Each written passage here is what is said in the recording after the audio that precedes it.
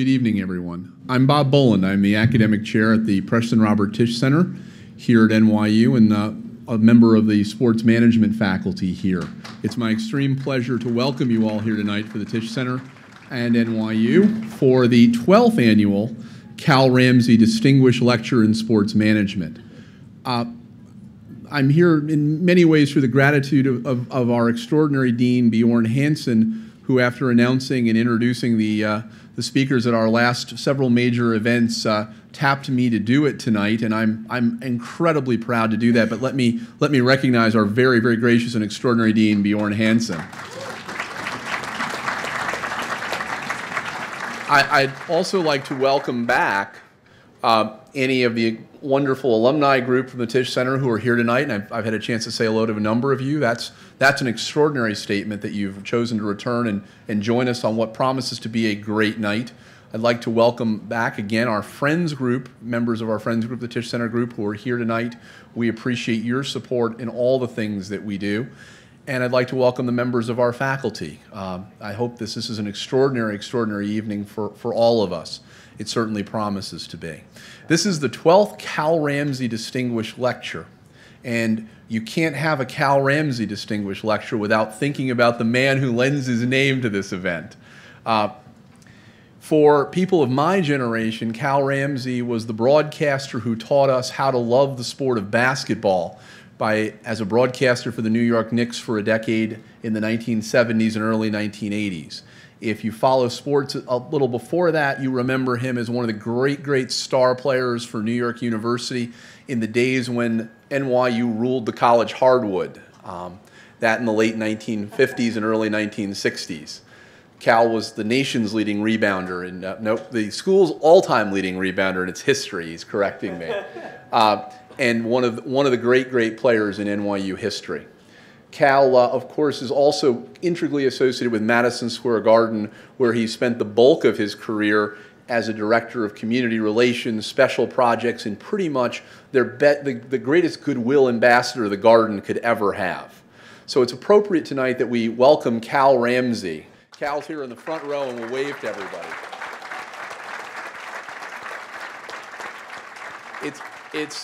It's come a long way, and thanks to your support, Cal, for all that you do. We're incredibly honored tonight to have the people that are going to speak to you, and there probably is no more relevant subject in the world than what they're going to talk to you about. In our classes, we teach the idea that sports transforms as a business from a cultural phenomenon in the 20th century because of three enormous technical innovations, the first being newsprint and news photography in the 19-teens and 1920s that bring sport beyond the people who could see just a game, but to the people who could consume it. Then, of course, radio extends far beyond that in the 1930s and 40s, and then television has stretched the frontiers of sport so much so that it's almost impossible to think about where sport begins and ends and where media and its relationship to sport begins and ends. The newest epoch, the digital epoch, really begins to extend that even farther because where the Super Bowl, even though it's watched by everyone who could watch it almost in the United States, 111 million people, pales in comparison to the digital potential through the internet that could have billions watch any event or read any event or see any event worldwide. And if we think about sport as a business and the study of it, it's really impossible to think about it without the idea that media plays an enormous role in its distribution and consumption. So the three gentlemen to my left are pioneers, leaders in the field, and I'm incredibly privileged to introduce them to talk about where we are in sports media and where we're going. We do that with the full knowledge that we have launched 2 concentrations to complete the Tisch Center's academic program of offerings in sports media this year, one an undergraduate concentration and one a graduate concentration, and we think that this panel, this discussion really brings us into focus with that. Let me, with great pleasure, introduce the gentleman to my left. On my extreme left, if you have watched SportsCenter, if you have watched or consumed ESPN and watched it become a part of our culture, So much so that Aaron Sorkin wrote a TV series about how it's become a part of our culture, and then took it even more into our culture by incorporating those same elements into West Wing and his other subsequent shows. The gentleman on the extreme left, John Walsh, is probably as much responsible for that as anyone. If you think about the look and feel of everything ESPN, John Walsh has had his fingers on that and helped create that image. He is one of the great extraordinary leaders in the news and information business. And if you've read Grantland or have looked at any of the projects that ESPN's involved with, he's had a role in finding, tabbing, creating the talent, and creating the legacy that is that network. And that's John Walsh on my extreme left.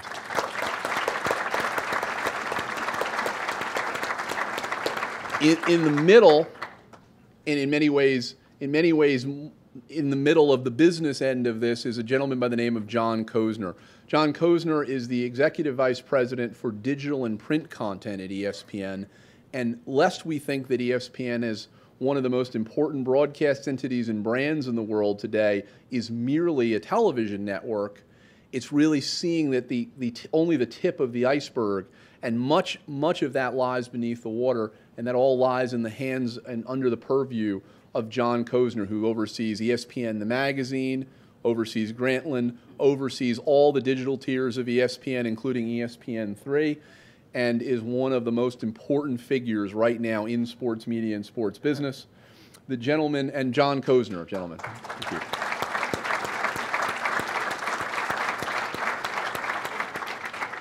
The gentleman nearest me is someone that you may have already recognized as a great friend and supporter of the Tisch Center. He's a member of our family as an adjunct faculty member. He was absolutely a pioneer in helping us get a sports media concentration so that we really covered the full business sphere of sport. And tonight he's given himself and his time to bring his two friends here to talk about it and educate us to where it is and where it's going.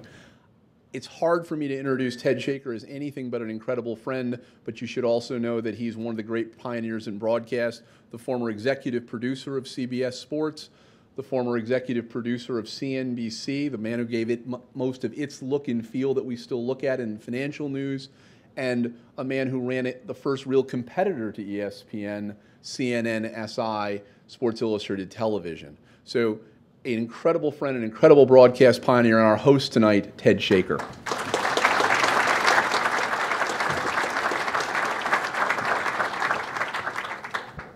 Bob, I think I should just start to bow down and thank you for such kind words, and thank you all for coming.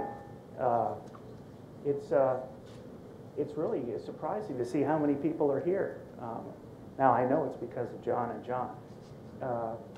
And this is a real treat because, as Bob was saying, these two gentlemen, we know about the worldwide leader.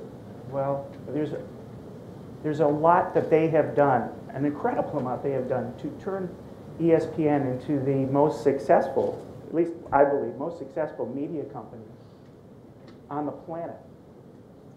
And we'll get into a little bit about that, how you stay on top. But these guys are absolute pioneers. John Walsh, well, first of all, let me say that everyone got a Grantland book, Grantland Quarterly. And that was for the generosity of John Kosner. He's the one that put that together for us, along with John Walsh. So I think he deserves a round of applause just for that. It'll be a test later in the evening. That's right. We'll have time at the end of this for questions. So whatever we leave out, you still have in mind, I hope you get up and ask me, because this is a great opportunity to be with these true giants in the business. John Walsh said, "You know what? I've got this promo, and I'd love to show it at the top of the event." Do you want to introduce it, John? Yeah, this is the BCS Championship Alabama Crimson Tide, and here's the way we like to acknowledge it. Roll Tide. Roll Tide. Roll Tide. Roll Tide, y'all. Roll Tide, my friend. Roll Tide. Roll Tide. Get sauce. Roll Tide. Roll Tide. Is such an honor. Roll Tide. Roll Tide. Yep. Y'all don't even know he was a virgin until he was 28, and now, Roll Tide. Hi, Mary and Daisy. Roll Tide. Roll Tide. Roll Tide. You will always be remembered. Roll Tide. A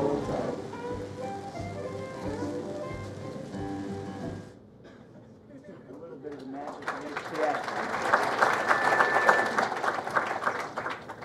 John, how did you get into this racket? It's as I said before, I said to you earlier, it'll take a little bit of time. I went to the University of Missouri Graduate School of Journalism and got a degree and wound up being hired on the faculty to run the newspaper, which is published by the students and supervised by the faculty. I wound up going to Newsday because one of my fellow students at Missouri worked there and recommended me. I spent a miserable year on the overnight copy desk from 10 p.m. to 5 a.m. learning how to cross T's and dot I's. I was finally bailed out because the editor of the paper said, we got to fire you or put you in another position because apparently I didn't know how to cross the T's that well.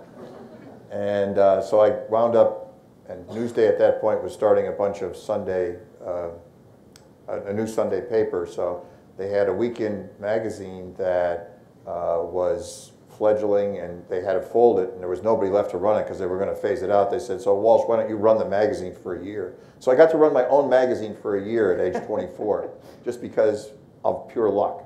And one of my themes here for all you students is you got to luck into stuff eventually. And after the magazine folded, I got hired by people thought I did a pretty good job at the magazine, so I got hired by the Sunday Ideas section. And for our opening issue, they didn't have a story, and I had just finished reading The Best and the Brightest, and I said, well, why don't we just call David Halberstam and ask him to write about the mining of Haiphong Harbor in Vietnam. At that time, Vietnam War was raging. David Halberstam had won a Pulitzer, and he said, well, how are you going to find him? I said, I don't know, I'll call information. I called information. David Halberstam was listed, which is pretty amazing. And I said, David, we want you to do this. He said, with his gravelly voice, he said, John, I'll have the piece at the liquor store in a brown bag on Thursday night at 7 at 76th and Columbus.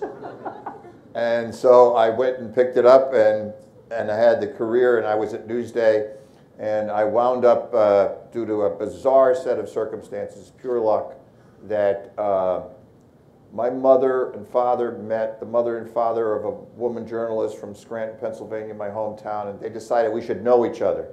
So she's working for the Plain Dealer in Cleveland, and she calls me, we meet, all of a sudden she says, I know a guy out in the West Coast, he writes for Rolling Stone, his name is Joe Esterhaus, and you're running the idea section, he could write for you. So I called Joe Esterhaus.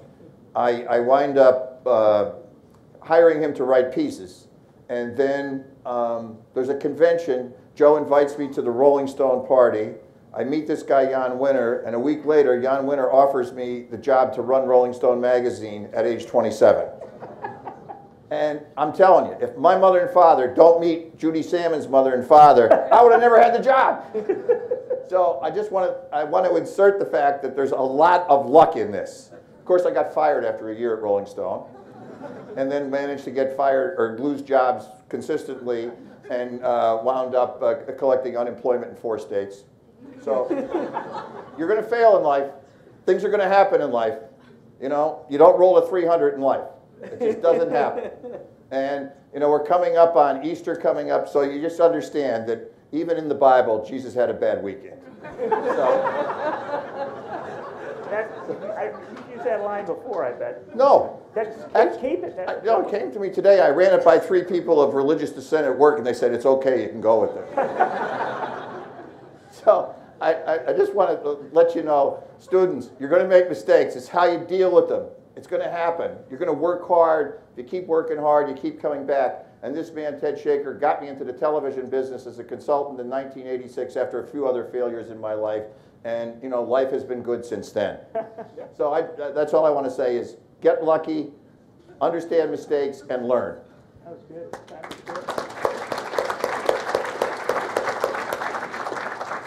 John. I had the good fortune. My dad actually worked with John Walsh when John Walsh was at Newsweek. John started Inside Sports, and my dad was at Newsweek magazine. And a mutual friend of theirs was the late writer Pete Axum, who's a terrific guy. And Pete actually got me a job as a coffee boy at NBC in the summer of 1978 as an intern. And friends I met in the sports division there are still friends today. And after college, I went to work at CBS Sports, actually working for one of the people I met that first summer. And I actually met Ted there. Ted was executive producer of the NBA. And I've had the good fortune in my career of always being interested and focused on things where others didn't pay as much attention, whether it was the NBA or the internet. And I've always been fascinated by sports and technology. I will confess to you, as a kid, I dreamed about what I do today. It just did not exist. And ESPN started in 1979, I think, John. So I was a freshman in college. Seemed like a dopey idea. Who wanted to watch sports all day long? And I guess to what John said about luck, the other thing I'd say is you can't forecast where this is all going to go. You think you have a plan for these things, but what I do today and what I love today didn't exist. Couldn't explain it. So it's been a great ride. John's father, who we mentioned, is one of the great editors of the last 50 years of the 20th century, and an epic magazine maker, and editor of newspapers and others. He's a remarkable talent. My way into sports was serendipity.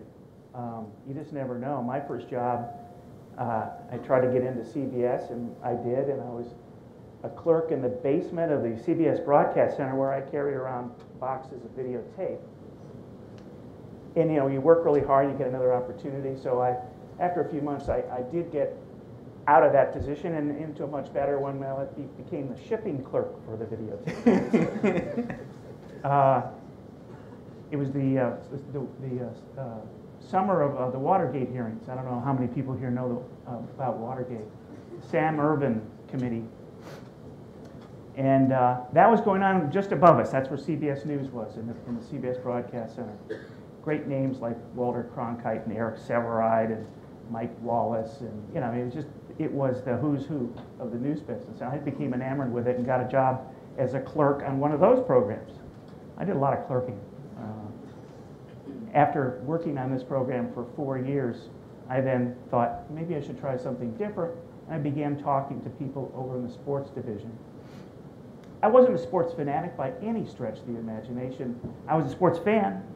I wasn't nuts about it. I mean, I couldn't do what Wayne McDonald can do and basically tell you chapter and verse what's happened in the baseball business, since inception.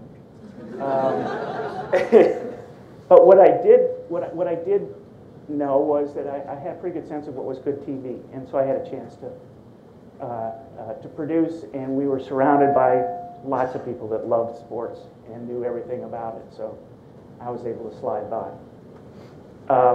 These guys are integral parts of the growth of ESPN, and I wanted to start by, because ESPN is at the center of what so many people do in this country in so many different ways. John, can you tell me about SportsCenter and what it meant when you created that with Steve Anderson, Dave Anderson's son? I got a consultantship for ESPN in 1987. I was out of work again. And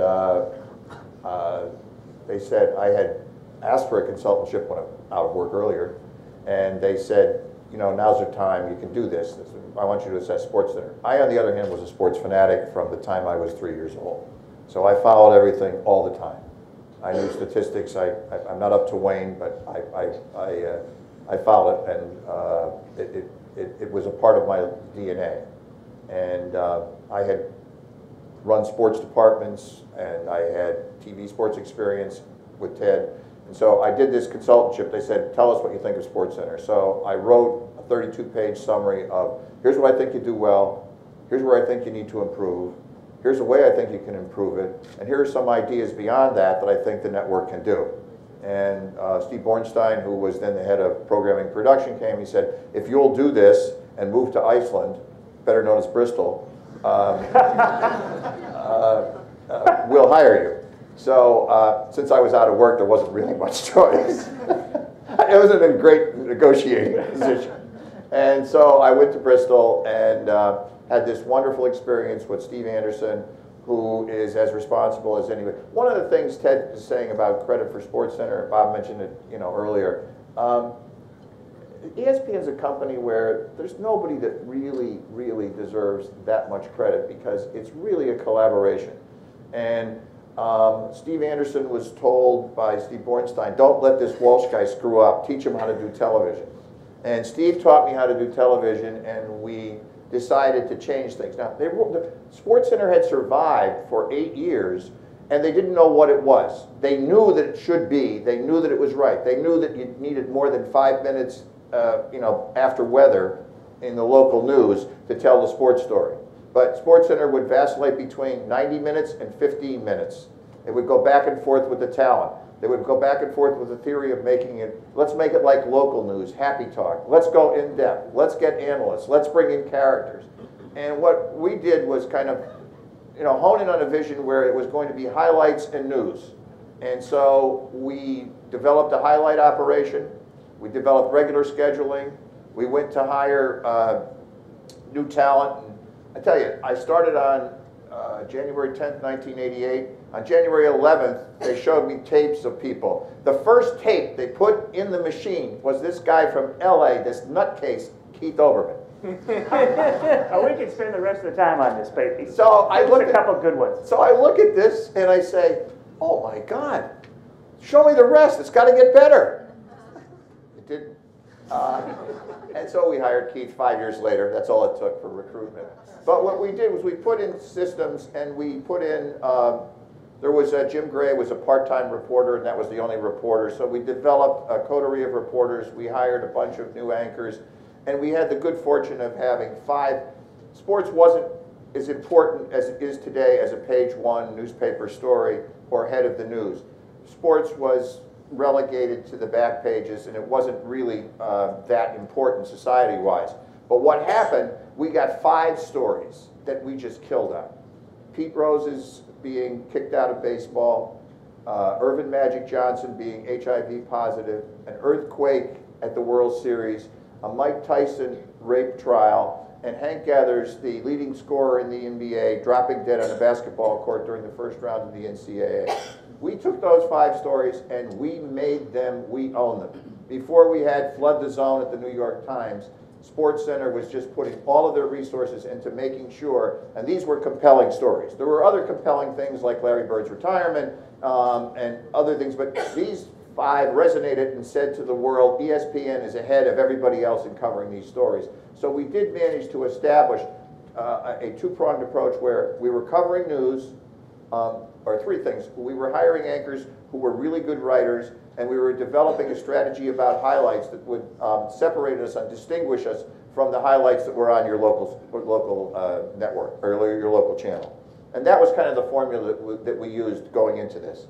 One of the things, I've worked at ESPN for 16 years, so I came in and SportsCenter was a full-fledged success. And one of the things that John Walsh brought, and our boss, John Skipper, who deserves a lot of credit, is they had a desire to redefine what the experience was. There was no complacency. So John and John took over ESPN.com. John, I think this was like started 2000. 2000. Okay?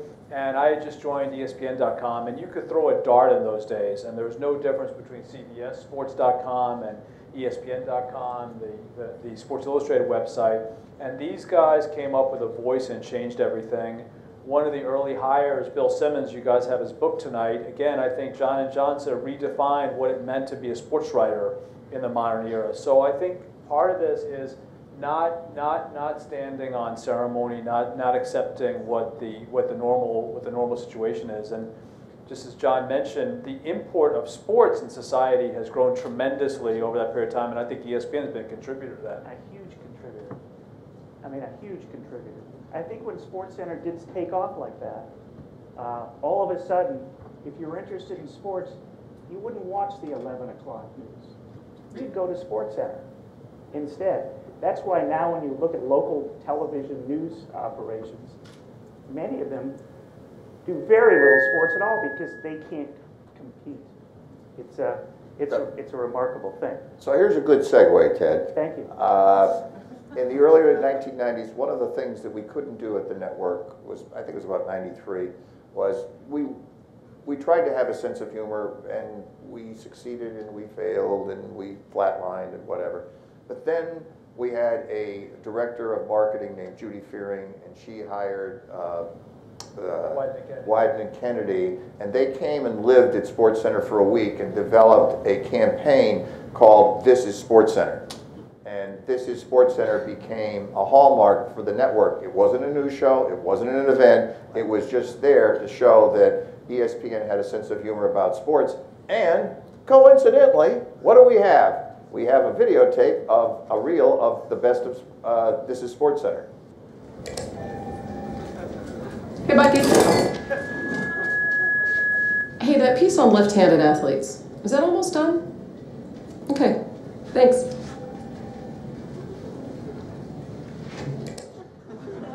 Everyone knows that old NASCAR legend about how drivers, you know, go during a race. So naturally we were curious.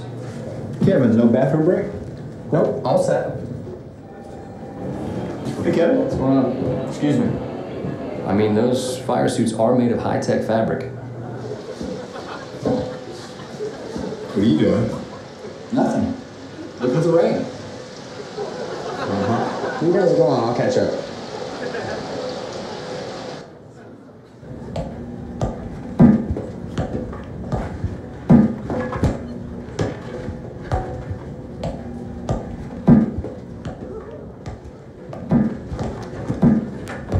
You guys mind if I join? Yeah, sure. Come on, stop hogging it. Pass it. Bad pass. It's a bad feed. Chest high. I need a chest high. I think it's coming in really good. Yeah, totally. I'm gonna win this mustache contest. Maybe.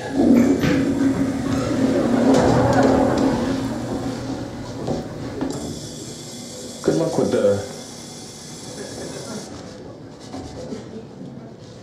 You're going down this year. See you in 2 weeks, pal.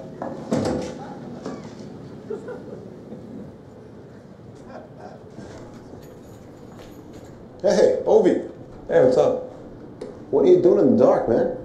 Nothing, just the late night filings. Really? Late night filing? What are you, a Russian spy or something? Yeah, right. I'll catch you later. Yeah. Пронесло. Да, чуть не спалили.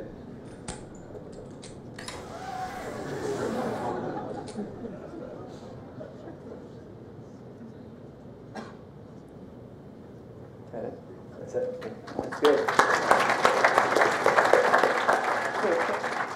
Now, just to set the scene a little bit, when these guys started to do this, nobody was doing this. It was like totally foreign. And it was a sensation. It was another of the different things that ESPN did to be a totally unique source of news and information. What is the culture, John, of ESPN that gets everyone to a place where you can come up with stuff like that no one had done before? I would just say, I just throw it. It's an incredibly hardworking culture. There's a big sort of can-do attitude that goes there. The leadership is generally sort of open-minded and humble, and it's like a whole campus made up of guys you knew in college who stayed in on Saturday night and watched the ball game instead of going out. It's like the whole campus made up of those guys. Right, John, would you add? I would say that I was amazed when I got there in '88 to find the group of people who had kept the mothership alive for those 8 years, because there were difficult times when people would come to work and didn't know they had a job the next day. But what they were doing is they were all looking over their shoulder about what Ted Shaker or Don Ohlmeyer or Roone Arledge or whoever was doing at the network saying, is there any way we can improve upon that? Is there any way we can be better? And that culture was established very early on, and it's still there today. What's happening that's new? What can we do with this? And it's that combination of creativity, hard work, and a positive attitude that keeps the place going. And I think competitive as hell. Oh, they compete, yes. Everything's a competition. Everybody there is every day. I remember we would do the NFL Today on Sunday. John and the ESPN guys would do countdown before we went on the air. And John would listen during the course of the games, etc., to what we would be promoting for next week as stories on the NFL Today. And consistently, that piece would show up on countdown before we went on the air. I mean, it was, you know, that's the kind of competitive they were. I wasn't the only guy watching. Yeah, okay. But I mean, you know, that's the kind of competitive they are. John, how would you describe a profile of a really successful person at ESPN? What kind of profile would they have? People are really driven. They are on their email all hours of the day. It's kind of understood. If you don't respond, you're left out of the decision making. Right. John Skipper, my boss, sometimes remarks like, "No one asked me," and I said, "Well, you weren't on, you know, unfortunately." And people absolutely love sports. And as John Walsh said, there's a spirit of collaboration that's really exciting. You go into meetings and you have an idea, and you know you will come out like with an idea that's 20% better, just because of the collaboration of people who work there. And it is really, when you walk around the campus, it's just phenomenal. All the TV networks, the radio networks, the website, the mobile, everything is all going on, and it's had an effect of just making everything seem and feel bigger. Would you add? I'm good with that. Okay. Okay, let's move on to content and technology and where that's all going now. When I asked John Walsh and John Kosner if they would just send down some thoughts of things that they think are important, one of the points that John Walsh sent me was this one. The inevitable certainties of the past, the overwhelming certainties of the present, and the certain unpredictability of the future relates to sports. Now, I was like, you know, who are you, Donald Rumsfeld? I mean, what does that mean, John? Well, I was syllable challenged. It just means that we really don't know where we're going. If somebody said 8 years ago, hey, I got this great idea, 140 characters, we can do anything with it, it's just going to spread the universe and it's going to dictate tastes, judgments, decisions, and everything else, you say, what would you say? You're crazy. But there's nothing like that. I think that there is a sense of movement that history be damned, and we're going to invent what's right for right now. I think there's some dangers in that. I think that the volume and the urgency of what's going on are dictating changes in values and behaviors and processes in what we create. I think that the notion of citizen journalist, which gets thrown around so easily, is not yet defined. And if we consider that we're in what, John, the 13th year, 14th year of the internet? More like 17 now. So 17 years. So if you look back and you say, well, what did the press look like after 17 years of Gutenberg? Or what did newspapers look like after their first 17 years? And what did they look like after 100 years? We're in a developmental stage where ideas are going to come and go. And I think the way that we ought to be looking at things is I don't know how many of you have read the Steve Jobs biography by Walter Isaacson, and how Steve Jobs believed in the product more than anything. And he believed in the product because he believed in something that he wanted to consume. So he had an attachment to it. So if you can find out as students what you have a passion for, that you want to create, that's going to make your life better in any form of media, that's where you should go. And research be damned, instinct and your gut about where things are going to create something new and better, as long as you know that there is an audience out there and you're the audience of one that has to make that judgment. There's something else really important that's happened, which is that you have two incredibly important things happening at the same time. One, you have this explosion of social media, expressed by Facebook and Twitter and several other networks that's happening.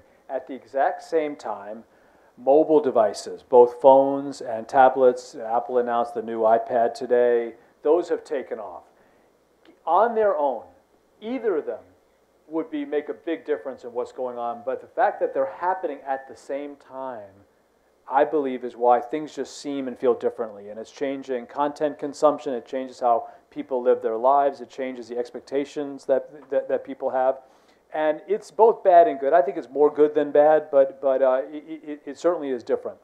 Which is there one of those you mentioned, one of these screens that you find the most intriguing and have the highest possibility of going places? We talk, John Skipper's philosophy is best available screen. So what makes ESPN unique among media companies is we spend very little time talking about cannibalization, or you remember the old great preemptive impact, meaning basically that if you have an event on and it preempts something else, you have to worry about what's the effect of what you replaced. We basically feel that more is more.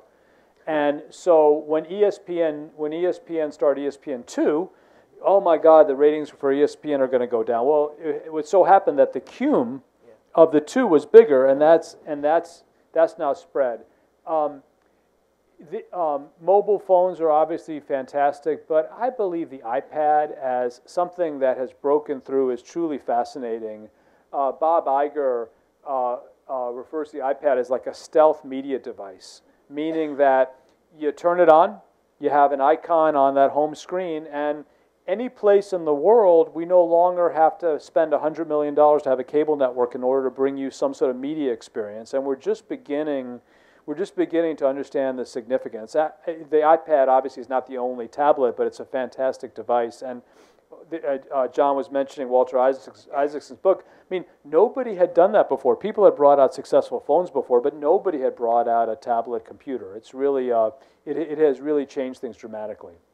We're talking a lot about technology here, and I think it's a really exciting time for you people as students, because you're walking into a world where there's an open session where you can create whatever is there. But I also want to remind people that what you're going to be doing is you're going to be making a living, if you're in the media space, with words, whether it's written or spoken or video, pictures.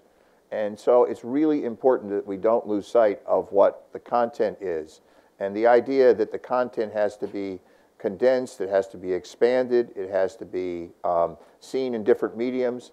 And the world is so open, and I would just urge you all to, one, keep track of the written word and, take Shakespeare to bed with you a couple times a week. I would urge you to also go multimedia, what John's talking about, learn all the technologies, because the inventiveness with those technologies is what the future is going to be about. And we were just at the MIT Sloan Analytics Conference, and it came up, a theme in a couple of the sessions was, hey, what do you tell students about what they should be looking at going forward? And one thing that came through to me is find something that nobody else is doing, and understand that that you have a passion for it, and put yourself in that space, because that makes you unique and that makes you valuable to a potential employer. One thing that John talks about a lot, which I think has been core to our success, is just the sense of the narrative.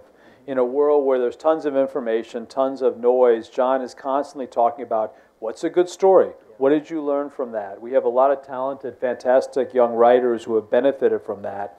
And also the 30 for 30 documentary series, which came out a couple years ago, again, was unique and all tied to people who had a story to tell. I continue to believe that cuts through, even in a sea of infinite choice. God, I saw 3 of them this week that are going to come out in the next few months, and they're all really, really good, and stories that haven't been told. and stories. There's one on Sunday night called The Announcement, which is Irvin Magic Johnson's discovery that he was HIV positive and how he dealt with it. And it's a fabulous documentary, fabulous. It'll be on after bracketology on Sunday night on ESPN. So I got my promo in. I remember that day. You know, what you guys were talking about, and with this book, the Grantland Quarterly, I guess there's not been quite anything as successful taking content and wrapping it around new technology as the phenomenon of Bill Simmons. I mean, John Walsh said the other day, why don't you tell what you said about his reach and his depth? Well, I think he is the most well-read sports writer in the history of sports writing. There are days, and it's amazing. There are days when he will get upwards of 1 million. What did the Obama thing do? Do you know? Oh, the Obama thing. Bill had a podcast with President Obama last week, which was the number one thing on iTunes. I think there was like early about 600,000 downloads. It was number 2 only to his podcast with Larry Bird. Is that right? Yeah, he gets 600,000 downloads, and I don't know how much any of you are familiar with that, but you know, what's the average download? 30,000. Oh yeah, far less, more like 5,000 to 10,000. 5,000 to 10,000. This kid's getting 600,000 people downloading it, and they're never short. Bill does not do anything short. Where did you find him? Well, it's an interesting. I was walking through the newsroom. I had just been in charge of the ESPY Awards show in 1999. I was walking, and we had a horrible show. It was awful. It was just a mess. You weren't fired, so that's okay. No, I almost got fired after the first one.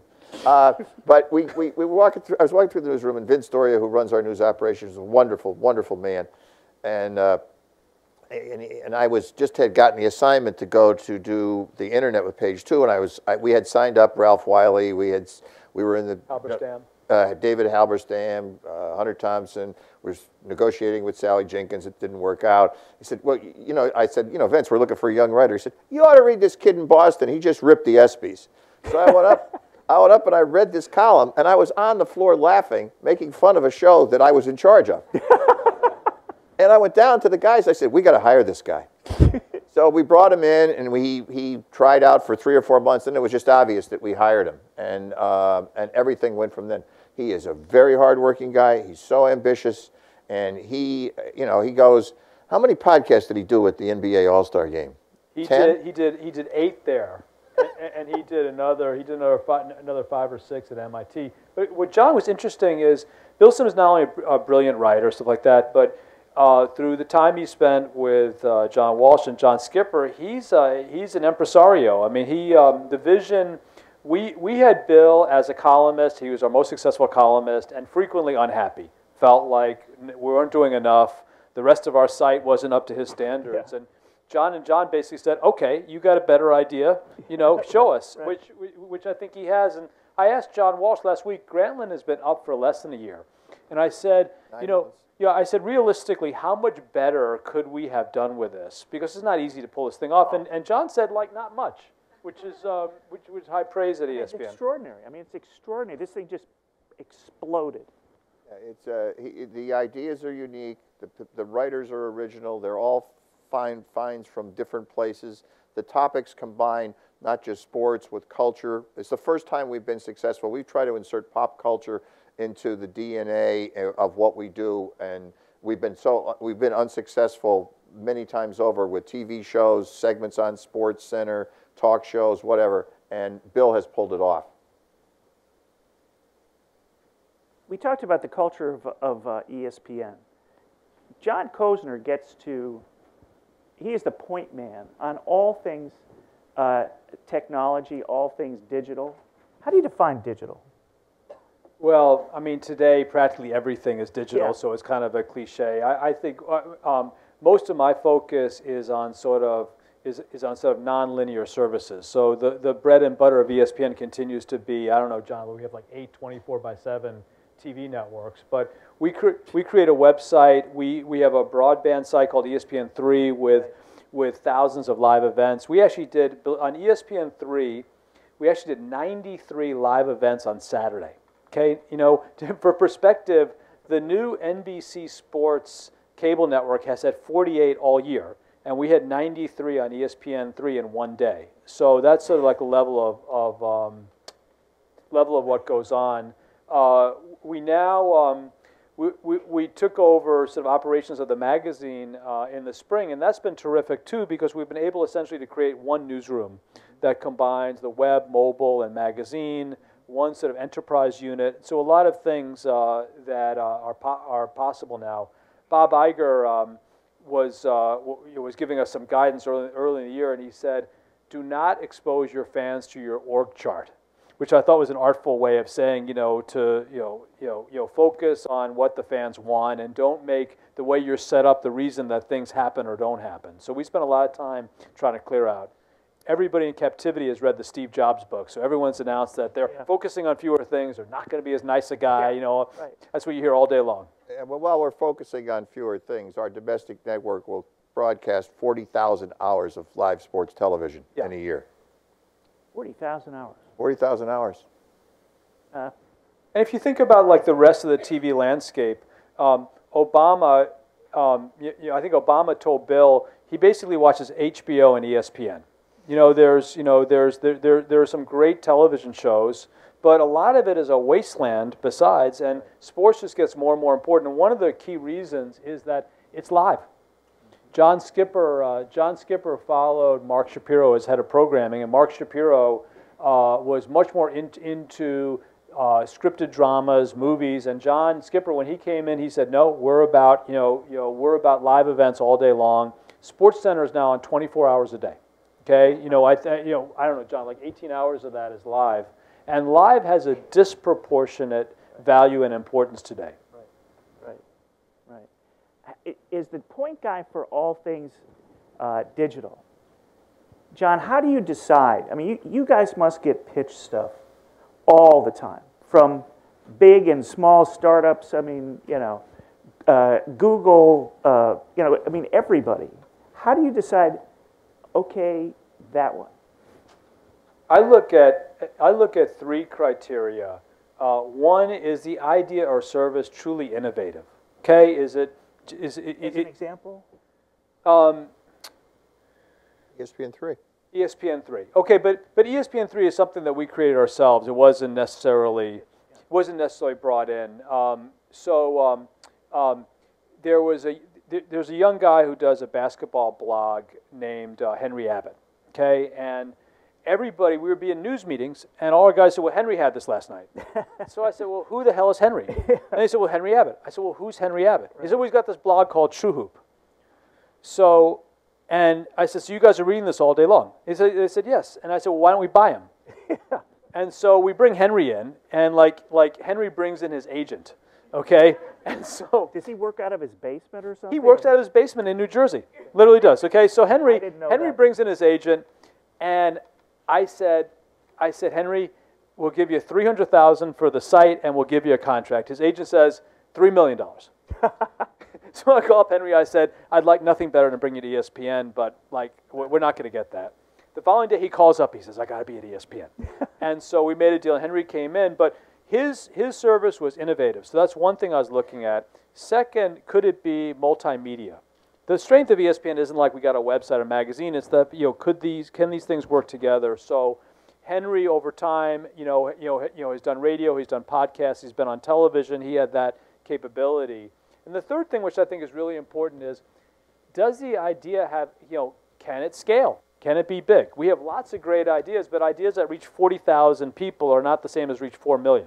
So I'll give you an example. We started a location-based service called Passport, and we're all proud of ourselves. The idea is you go to a ball game and you check in, and we thought this was a visionary, brilliant idea. And there was only one problem, which is there's no bandwidth at these arenas or stadium. So after 2 years of doing this, we had 40,000 sports fans on Passport. Meanwhile, you've got Foursquare based here with an army of engineers doing location-based. And so I made the announcement, like last year, we're putting Passport in mothballs. And you would have thought I shot somebody at our place. But my point of view is, like, 40,000 doesn't matter. Right. It just doesn't matter. And there's only so many hours in the day. When does it start getting interesting to you? I think it's got to be several million people with the ability to get bigger than that. So, you know, there are tons of ideas. You say, so, okay, is it innovative? Can it exist in more than one media? And can it actually grow into something? And it's always nice to say, why don't we buy it? Yeah. Yeah, that does sound good. It always sounds good. Let me ask a question about digital and the internet, and the internet becoming the distribution point. So you don't have to worry about or deal with cable companies, theoretically. What, with, you know, the Pac-12, a bunch of different conferences now are starting their own networks. You guys are in a partnership with University of Texas. The Pac-12 is going to create 5 of their own networks, just for the Pac-12. The Uber network, and then smaller networks that will take the different rivalries. So there'll be one network for Washington State, one network for USC, UCLA, one network Arizona State. How does that affect you guys? I mean, these are revolutionary things, or aren't they? Yes, they are, and no, they aren't. I mean, they still have to depend upon the contracts with the people who pay the money that help the school. They still need the distribution beyond the geographic areas for recruiting and for presence with alumni. And they still are beholden to not exactly the most exciting schedule for their league. The big games are going to go to the people who are paying the money. Now, can they scale and get, you know, our Longhorn network gets 2 University of Texas football games a year. You know what? We don't get the Oklahoma game. Yes, they're there, they're a presence. But I think that the NBA with NBA TV and MLB with what they're doing are compatible partners that are growing what John mentioned earlier. They're growing the pie of audience. They're not taking a great deal away. Are we competitive with them? Yes. Do we not like it when they come to try and hire some of our employees? No, we don't. But that's more of the competitive edge. I don't think in the near term, in our lifetimes or the next generation's lifetime, that they're going to play, because they have to have this broad appeal. And the fact that they have a very narrow appeal means that they can't get the people who are watching a variety of sports on a network, so that you can attract maybe a basketball fan or a pro football fan or a baseball fan that says, hey, I'm going to try that college football game. You're a college football fan, you're a Pac-12 fan, that's why you're there. You have a very narrow focus. It does serve a purpose, though. Yeah, here's the other thing is, we brought up before, the ability to do good storytelling and good programming, as you guys did at CBS Sports, like, that's underrated. Most regional sports networks have great audience potential, at least when the live event is on, but then they're doing infomercials or they're doing cheaply done studio programs. You turn on ESPN almost any hour of the day, there's interesting stuff there. And part of the brilliance of ESPN has been the game around the game. That's where people go when the game ends. The last thing I would say is, I mean, I just think competition's good. You know, I think MLB has done a good job on their network, but that has raised the level of baseball tonight. I think that's healthy and good. I tend to think that for all the hubbub about the cost of cable still is a bargain for what you get compared to other entertainment things. I'm not sure you've seen the limit of what people will pay, especially sports fans. We deal with this because this is a commercial briefly. In our commercial break, I wanted to welcome, I wanted to invite all our students to come up to the microphones. There are microphones in the middle, microphones on the right, to ask questions and at your convenience, and you can feel those questions as you go, and I really want our students to come up and start to ask questions. Also wanted to just take a brief moment and acknowledge 18 high school coaches and counselors who are here tonight. We are very, very pleased to welcome you and also make our events available to you. And I think I had missed in our initial conversation was, Ted, what is the total number of Emmy Awards that you hold? These guys have more than that. Okay, well, do we have a sense of the total number on the stage? I have 13. Ted has a mere 13. John is going to beat the crap I think awards are overrated. Well, at least on that. Created the ESPYs. Yeah, it's overrated. Let me have to be entertaining. let me sneak away at this moment. Call our commercial break over. Please come up and ask questions, and as we keep moving the conversation forward. Thank you. Hey, Bob, we want to thank you for instilling that Tom Coughlin attitude here. I noticed that the show started 5 minutes early. Nicely done. Sure. As you expanded the ESPN brand from ESPN1 to ESPN2 and on along, what was the driving force to start ESPN2? Was there that much program left off the table that you had advertisers willing to pay for? The head of programming and production, or the president of the network at the time, was Steve Bornstein. Steve Bornstein is a visionary. He got us together at a meeting in Greenwich, and I think it was 1991 or 1992, and he just said, we cannot exist in the future that is going to be being one cable network. We must expand. We had 15 of us at the table. We had a vote. SportsCenter was really hot at the time, so all of us thought the SportsCenter channel, that would be it. So 15 people voted for the SportsCenter channel, and Steve Bornstein said, I veto it. We're doing ESPN2. We can put ESPN News in our pocket or ESPN SportsCenter. We could do that anytime. Let's do ESPN2. And that's how it started. And coincidentally, at the same time, we began ESPN Radio, which at the time started with 51 stations doing 16 hours on the weekend, and now has close to 800 stations doing 24/7 with a lot of rights fees. I'll say back to the competitive thing. When they're making these decisions, John and I are with some other people at Sports Illustrated and CNN, Jim Walton, and we talk about and decide to launch CNN-SI as the first 24-hour sports news channel. It was like a big deal. John calls me up late one afternoon, early one evening. His voice is as low as it can be. He sounds, I feel like I'm talking to Tony Soprano. Oh, you were? Oh, yeah, I was. And so John says to me, you did that before we did. You're taking bread out of my children's mouths. That's the quote. And I'm like, what? You know? But anyway, these guys are competitive.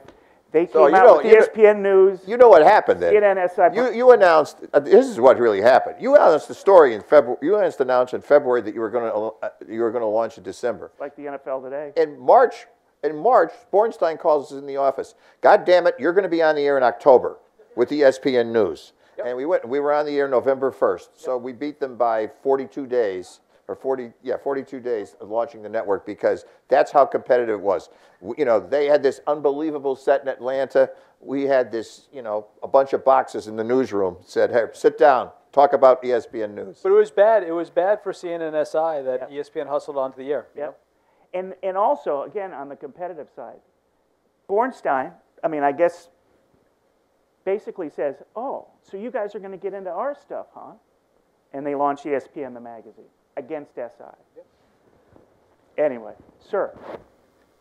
First and foremost, I want to just say thank you for being here and speaking and spreading your knowledge to everybody who's here in the building at the moment. And you asked a great question. You said, how do you define digital? And as you said that, I sat there and I just thought, I think I have an answer, and I'd be willing to share it. Yes, sir. And the one thing that I think that digital is, and what it has become, is digital allows things to be forever. It really allows things to be forever. As opposed to other mediums which come and go, the actual content of digital allows things to be forever. Digital also is sort of like revolution. They said the revolution will not be televised, but the reason why is because the revolution is actually digitized. Yeah. It's changing everything. It's pretty good. Across the board, yeah. Yeah. I mean, it really is. Would you guys have any reaction to that? I wish I said it. He will sometime. That's very good. And ESPN is giving so much to everyone. I like the analogy between saying that news no longer focuses as much on sports because of ESPN. But one of the things you guys can use, you've given us so much, one of the things you guys can actually use, you said this is SportsCenter was one of the things that you used. But how about ESPN? Sports is forever. I'll pass that on to our head of consumer marketing. Let's do it. This is a serious download from you. I want to say thank you to Mr. Calvin Ramsey for the invitation today. Very nice. Sure. How about over there? Sure. You speak a lot about innovation, how that's the key to success, but how do you not fall victim to the innovator's dilemma? How do you sustain that innovation in such a market, such technology? It's a real, listen, it's a great question. I think one of the ways is to welcome different approaches from every place, try to avoid pride of authorship. We certainly look at other ideas and swipe them whenever we can. I just think it's in the culture at the place and at the highest level. At John Skipper, it's actively encouraged. John Skipper does a town hall like once a quarter. And the high point of the town hall is like this 10 to 12 minute video that is put together by the TV production group that just lists everything that happened since the last time we had a town hall meeting. And you want to go take the fort after you watch it. You just cannot believe that all those things went on. And I think that people get motivated by that and want to sort of create for the next thing. So it's a really great question. The last thing I'd say is people love what they do. They love sports. And it's just underrated to wake up in the morning caring so much and loving what you do. I would say you either innovate or die. I think that's exactly right. About 100 years ago, I was in a conversation with John Madden, the football coach and analyst. And we were talking, this was in the springtime. In fact, I was at Augusta National. And we were going to plan, we were talking about how are we going to make our football coverage better next season. I don't even know what year this was. And John said something I've never forgotten and I've repeated over and over again. He said, consider yourself a rock climber. Not exactly what I would think come out of John Madden's mouth, but consider yourself a rock climber, and you're going up the sheer face of a mountain. And you go hand by hand, up, up, up, and you decide at some point, I'm fine. This is good. Right here is good, even though you're not at the top of the mountain. He said, inevitably, if you say, okay, status quo, this is where I'm going to stay, you'll start to go down. You can't hold on long enough. You'll start to go down, so you always have to push forward. And I think that's true. Sir. Hi, my name's Keith Wan. I'm a graduate from the sports management program from 2006, currently on the Tisch Center Alumni Society Board, and currently at Leverage Agency. But thank you first for all you guys coming and providing the great information and background and knowledge. My question, we touched a little bit on digital and the TV channels and stations. With TV now getting bigger and bigger and there being so many channels, is there a saturation point where you have all these different networks where you may see it eventually retract or some of these stations that may not have as many viewers kind of start going away, and then maybe it start going more digitally? Obviously, you guys have multiple ESPN channels, but launched ESPN3. It's been very successful with multiple different sports on it. So do you see it more going towards that direction? Because it is obviously a global ability to kind of view those digital platforms versus individual stations. I think it's all Darwinian, and you're going to have at some point the Apple TV where you have a bunch of icons on that screen, and you're going to choose the ones you want. One thing that I believe is underrated is the top websites, Facebook, scaling down even ESPN.com, they are the equivalent of basic cable networks. The entities I think are going to get squeezed are entities like A&E and BET, something that you don't necessarily have to watch. I wish Bravo was on that list. Well, I think Bravo is actually. I know. I'm just talking about the content. Example of so brilliantly programmed, but it's raising the level. But the competitors aren't going forward. The competitors aren't necessarily those that we see today. It's everything that occupies people's time. The quality of the content reaching a scalable audience is going to win. And it's that simple. If you can't scale the audience big enough, if they retract and they go and your ratings go down.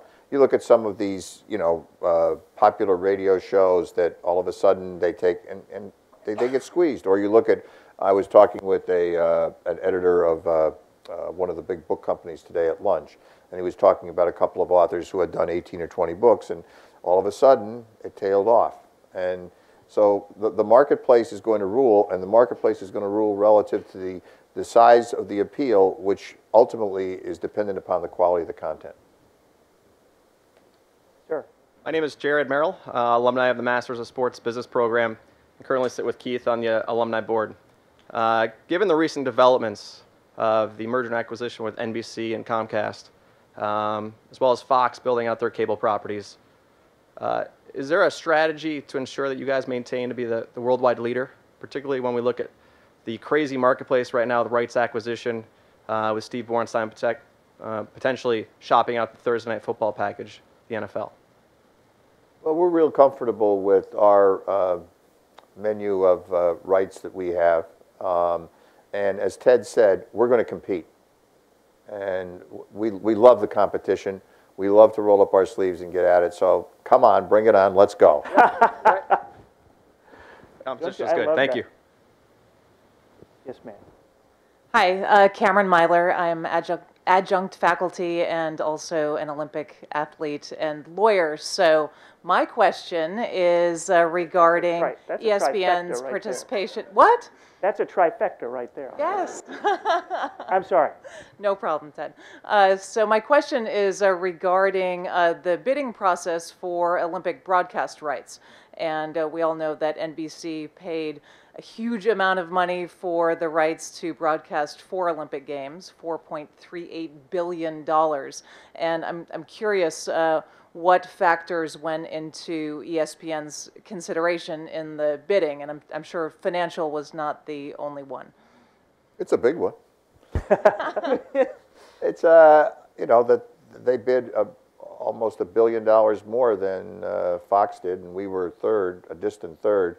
And we have to consider the value to our company, the value to our subscribers, and NBC has said and Comcast has said, hey, we can make a deal of this. We can make money on it. Our people decided that we didn't want to take that risk, and we didn't have that valuable. And one of the factors was that this is 17 nights every other year of programming. And we are a volume company. Like I said, we do 40,000 hours of TV. So if we were to pay $4 billion for 17 hours every 2 years, that would be a tough one for us. Thank you. Thanks. I want to just ask one more question of these guys. I'm thinking that maybe my son is sitting here in the audience and he would want me to ask this question. He's not, but you guys interview a lot of people for jobs. You end up okaying people that work for you that are hiring people. When you interview someone for a job, what do you want to hear? John? I have had more experience than anybody in this room. Not only interviewing people for jobs, but being interviewed for jobs. So I've developed this fine art. You've been great. This has been great. So I really do look at this thing, and I want to see if they have passion. I want to see if they're well-rounded. I want to see if they have ideas. I want to see if they understand the DNA of the company they're applying to work for.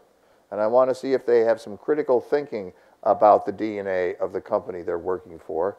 And I'm curious about two things. There's Thomas Friedman published a famous book called The World is Flat. And in the book, he talked about what the future employees are that you're looking for. And he had a formula, and it was PQ plus CQ is greater than IQ. And the P stands for passion, and the C stands for curiosity. And that's the kind of a person that I'm looking for when I interview for a job. I couldn't say anything better than what John just said. Not to be negative, what would be the thing that you don't want to hear? I don't want to hear a narrow life. I don't want to hear somebody that hasn't really prepared themselves for the job interview and doesn't understand who we are. I do understand that word gets passed around, so people come prepared now with the books they've read, because I'm always going to ask you, what books are you reading? Right. And what magazines do you read? What are memorable books that you had in college? So I'm you know, if you're not sharp in those things, I also give you an assignment, and I say, you know, I'll have a second interview with you, but you must have read these 2 books, and then you can call me back. I just hate getting generalizations like, how is it working in the digital space? Then I begin to tune out. And I mean, I get that a lot. I'm sure. And I really like it when people have done preparation. You know, some people come in, they say, why did you do that? Or, and I say, okay, you've shown an interest, you're looking at this, you're thinking about it, because one of the things about interviewing is people are sizing you up for an opportunity that may be there. It's not necessarily the opportunity you want, it's what the company wants. And you're trying to say, okay, can you imagine this person there, and can they do that? I'm sorry. Go ahead. The mistakes that I've made in hiring, which I try to correct, is that when I've hired people who are smart but not passionate.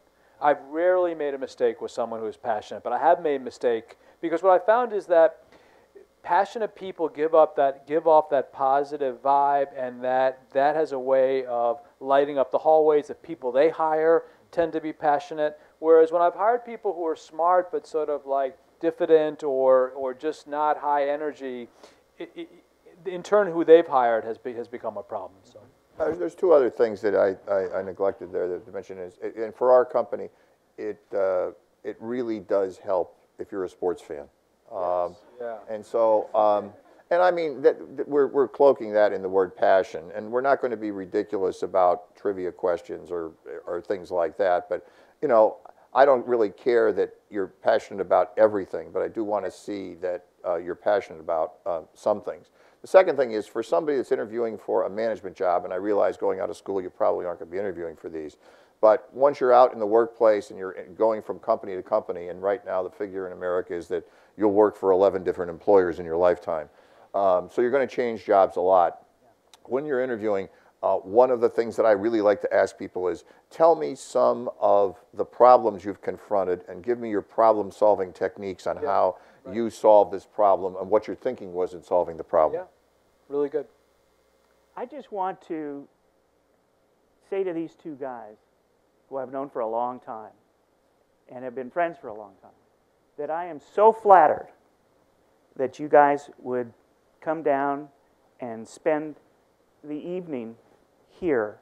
I just thank you so much. And I just want to say it's also a huge, huge tribute to NYU, to the Tisch Center, and to all of you that they came down tonight. Thanks, everybody.